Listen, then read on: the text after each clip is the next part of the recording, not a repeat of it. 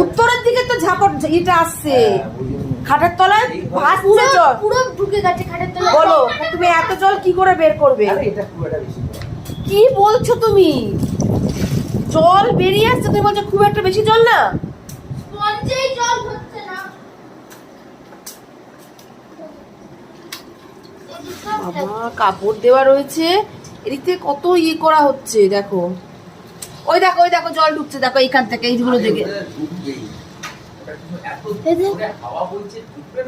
তোমাকে বলেছিলাম গুটিগুলো একবার দিয়ে রাখো, গুটিগুলো। পুরো জল থই থই করছে শুভ খাটের তলাটা। কাদের?